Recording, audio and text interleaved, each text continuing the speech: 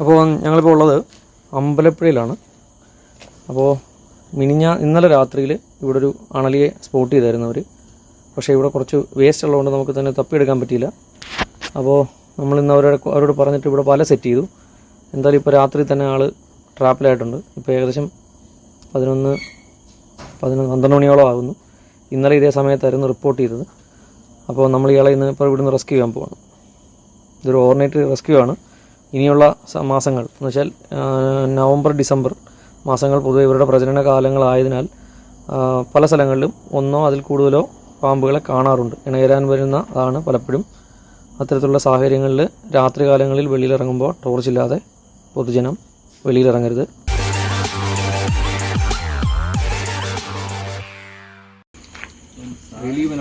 അല്ലേ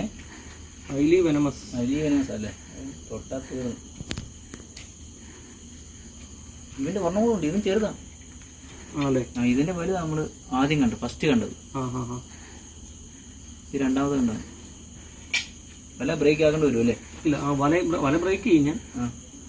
അത് ഇവനെ കയറ്റുന്നതിന് മുമ്പേ ഇവനെ നമ്മൾ പൈപ്പിനകത്ത് കയറ്റണം. ആണല്ലേ?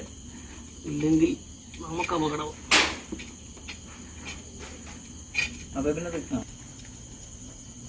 നമ്മളിപ്പോൾ തല പൈപ്പിനകത്തേക്ക് ആക്കിയിട്ടുണ്ട്.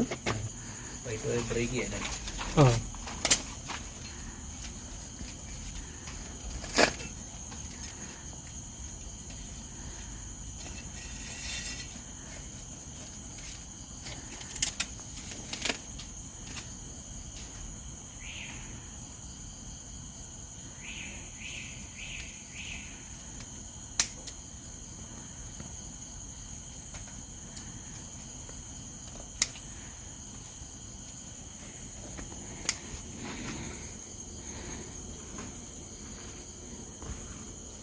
കാരണം രാത്രി കാലങ്ങളിൽ ഇവരുടെ സാന്നിധ്യം വളരെ കൂടുതലായിരിക്കും.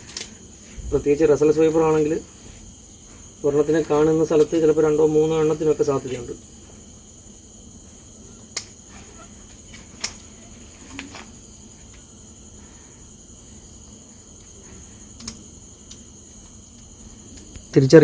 അണലിയെ തിരിച്ചറിയാത്ത ആളുകൾക്കായിട്ട് പ്രത്യേകം ഇതിൻ്റെ ഈ ചങ്ങല പോലെയുള്ള ഇവരുടെ പാറ്റേൺ ആണ് പെട്ടെന്ന് തിരിച്ചറിയാവുന്ന മാർഗം. ഒരു കാരണവശാലും ഇത്തരം വീടുകളിൽ ഇത്തരത്തിൽ വരുന്ന പാമ്പുകളെ റെസ്ക്യൂ ചെയ്യാൻ പൊതുജനം ശ്രമിക്കാൻ പാടില്ല. ഇത് ട്രെയിൻഡായിട്ടുള്ള റെസ്ക്യൂവേഴ്സിൻ്റെ സഹായം തേടാവുന്നതാണ്. നമ്മൾ വനം വകുപ്പിൻ്റെ സർപ്പ എന്ന സംവിധാനത്തിൻ്റെ കീഴിൽ പ്രവർത്തിക്കുന്ന റെസ്ക്യൂ വോളണ്ടിയേഴ്സാണ്. അപ്പോൾ അതുകൊണ്ട് തന്നെ എല്ലാ ജില്ലകളിലും സർപ്പയുടെ വോളണ്ടിയേഴ്സിൻ്റെ സേവനം തികച്ചും സൗജന്യമാണ്. ആയതിനാൽ തന്നെ പൊതുജനം അത് ഉപയോഗപ്പെടുത്തണം എന്നുള്ളതാണ് എൻ്റെ അഭിപ്രായം. അല്ലേ?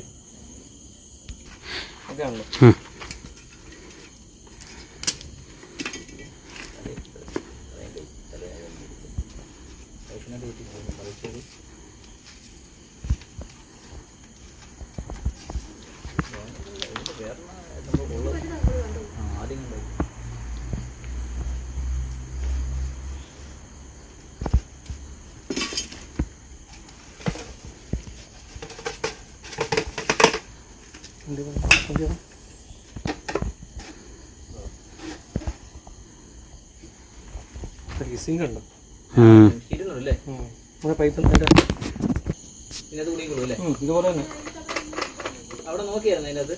അതിൽ കണ്ടില്ല. എങ്കിലും നോക്കി ഫൈനൽ ചെയ്യാം. ലോക്ക് ചെയ്തു.